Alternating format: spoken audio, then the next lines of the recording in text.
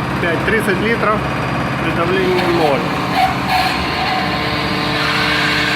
При давлении 200, 30 литров, потерь нету. Срабатывает клапан на 200, уходит давление.